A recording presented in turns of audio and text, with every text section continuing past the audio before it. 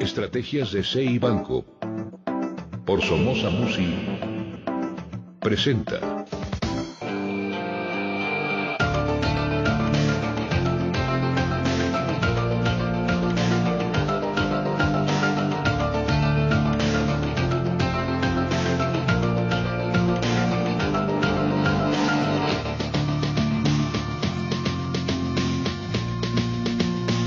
Juan Musi, director de estrategias de CI Banco por Somoza Musi, muy buenos días. Antes de entrar con el tipo de cambio, secretario de Hacienda, la Secretaría de Hacienda dio a conocer que pues, le bajaba un puntito, ¿no?, a las expectativas de crecimiento del país, ¿no? Sí. Ya fueron más moderados, más conservadores, dijeron mejor vámonos a echarnos un poco para atrás, como ya lo había hecho durante esta semana el Banco de México. ¿Es precaución o es realidad? Es realidad. Es más, déjame decirte, no hay nada de sorpresa ni en el anuncio de Banco de México de ayer, ni en el de hoy de la Secretaría de Hacienda. No lo hay. Es decir, todos ya estábamos esperando una reducción, nadie traía ya incorporada en su visión, te digo nadie, ningún analista ni ninguna correduría independiente pensaba que podríamos crecer al 3.5, que era el rango alto de crecimiento.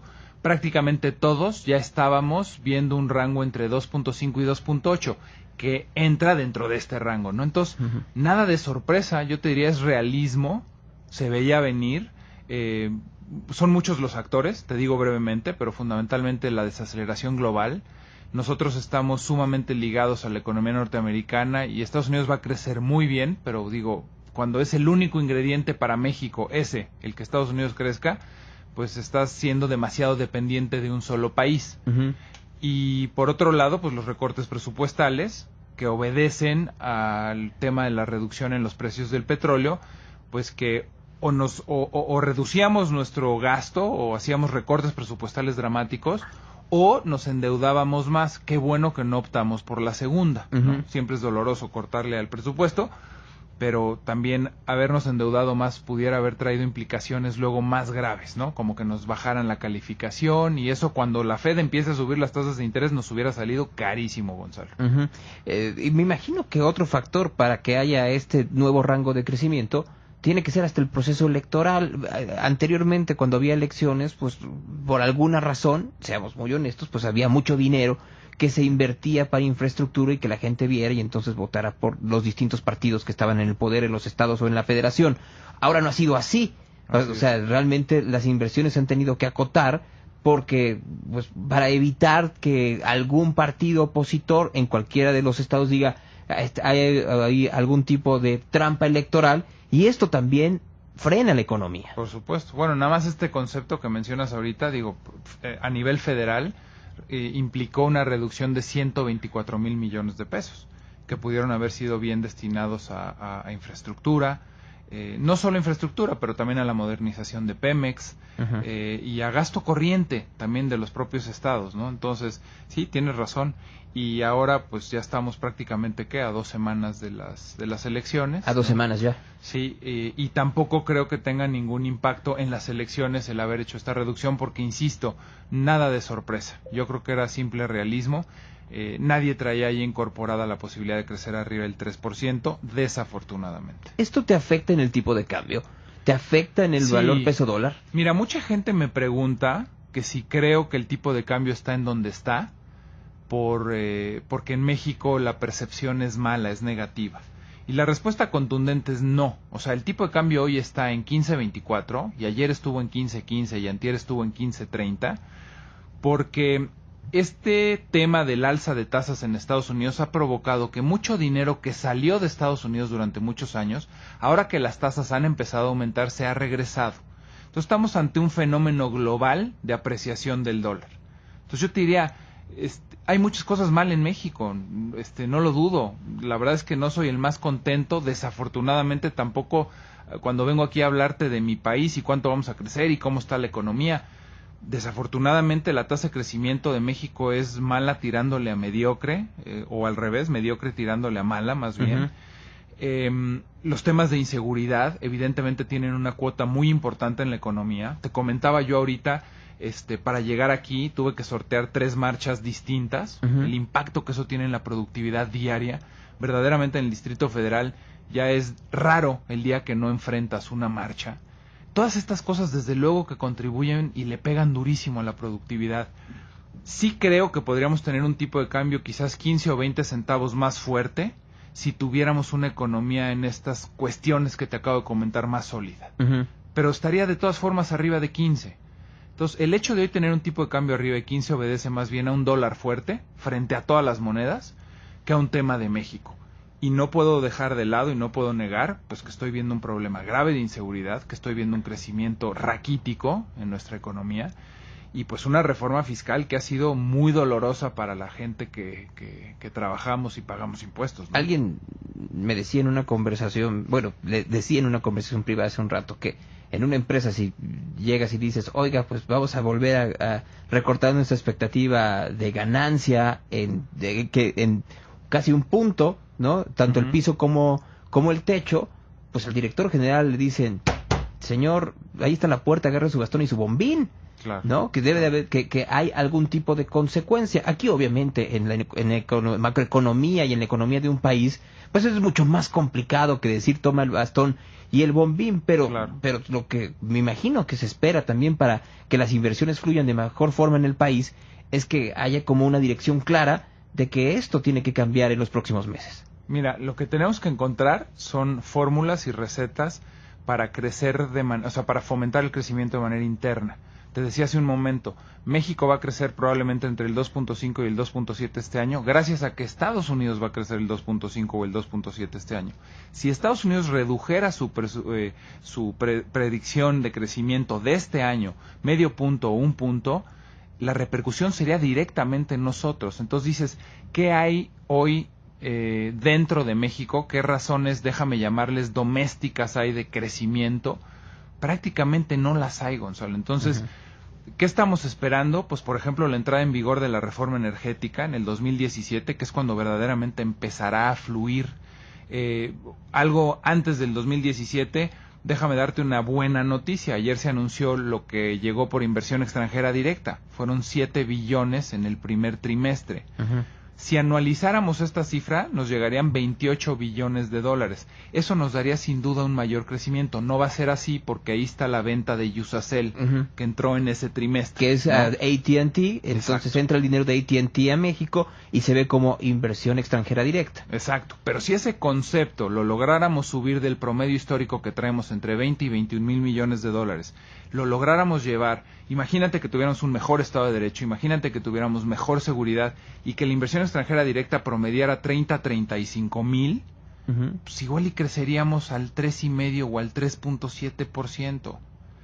Entonces la fórmula está en ver cómo quitamos esos grandes lastres, esas grandes barreras que hoy nos impiden crecer de manera interna y quitarnos pues esta dependencia que yo digo gracias a Dios tenemos de Estados Unidos, y digo gracias a Dios porque es la economía más fuerte del mundo. Fíjate, ahorita que dijiste Usacell, se olvidaba Nextel, que también AT&T compró y creo que fue como por 1.500 millones de dólares. Si encontráramos otras empresas que tuvieran el crecimiento seguro que van a tener las telecomunicaciones en México en los próximos 10, 20 años, muy probablemente tendríamos ese tipo de inversión que llegaría a inyectarle, tal vez no como para comprar, sino como socio. El problema es que hoy encontrar ese tipo de empresas se vuelve muy complicado en México, no solo por la cuestión fiscal, sino por otro tipo de inseguridades que tiene que ver con manifestaciones, con el costo alto que te puede dar la productividad, con que no sabes realmente si vas a tener una seguridad para que tus empresas puedan tener un desarrollo fiscal adecuado. Entonces, esto se hace una bola de nieve, que hace que sea muy complicado que hoy en día un inversionista desanima, ¿no? prefiera venir a México que invertir o dejar su dinero por lo pronto en los Estados Unidos esperando que la Fed suba un puntito en las próximas semanas. Así es. Fíjate que ahorita que tocas ese punto, yo pensaría más bien cuánto ha dejado de llegar por ese concepto.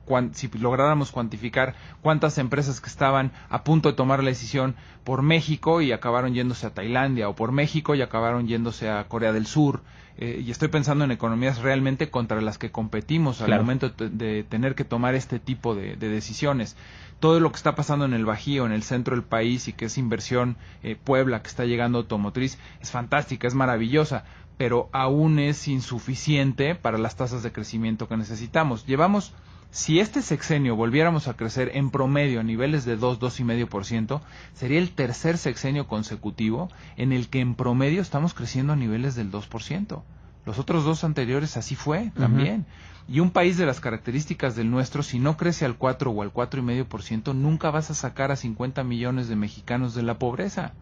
Entonces, no puedes comparar el 2,5% de Estados Unidos, que es un país en donde predomina la clase media, y 2,5% es un crecimiento extraordinario para esa economía, con un 2,5% en México. Rápidamente, y ahorita pensaba yo mientras hablabas, Brasil recibía históricamente 20 billones de dólares anuales, y en el periodo de Lula logró estabilizarse y promediar algo así como 80 billones de dólares al año durante una década de inversión extranjera directa. Luego las consecuencias fueron terribles, como todo en la vida. Se les apreció demasiado el real, se volvió carísimo Brasil, hoy enfrenta una crisis tremenda, además su socio comercial, que es China, hoy crece a la mitad. Pero si tú ves el periodo de Lula, al final lo que detonó esa expansión y ese haber sacado a tantos millones de brasileños de la extrema pobreza fue que lograron duplicar la economía en 10 años, porque en lugar de crecer a promedios históricos del 2, crecieron a promedios históricos del 4, 5 o 6%. Ahí está el tema, ¿no? ¿Cómo hacerle para llevar allá a nuestro querido México? Por principio de cuentas, lo peor que se puede hacer es tener tu dinero en el colchón. Sin o sea, duda. Creo que como inversionista pequeño, mediano, grande, muévelo. O sea, y si lo mueves, pues obviamente vas a hacer que la economía se mueva, y aunque sea medio puntito, un puntito, una décima, ya con eso ya estás contribuyendo a que la cosa pueda crecer mucho más de lo que se estaba en la expectativa más negativa. Por supuesto. Además, con ese dinero estás financiando empresas, estás financiando al gobierno, y tú te estás beneficiando de ese mayor retorno, que igual y luego te permite tener un mejor nivel de vida, un mayor nivel de gasto, y todo esto reactiva la economía, ¿no? Oye, déjame decirte brevemente qué estamos viendo y con esto concluir. En Cibanco, Estrategias de Somoza Musi, lo que estamos previendo es que las bolsas americanas van a seguir dando. Estamos fuertemente posicionados ahí, en primer lugar. En segundo lugar, Europa. Nos gusta Europa, pero en dólares. Entonces hacemos una cobertura cambiaria para no tener la exposición al euro, ¿no? Porque el euro le está pasando lo que al peso, ¿no? Te lo decía al principio. En tercer lugar, nos gusta Asia. China, Japón, India son países y bolsas que nos gustan hacia adelante. Y en la parte de renta fija estamos siendo muy cautos, porque si las tasas de interés van a subir, los precios de los bonos van a bajar. Es una mala idea invertirse en plazos largos en bonos, por seguro que parezca, pero esos bonos van a bajar de precio, Gonzalo. Entonces hay que ser muy defensivos y estar entrando y saliendo continuamente.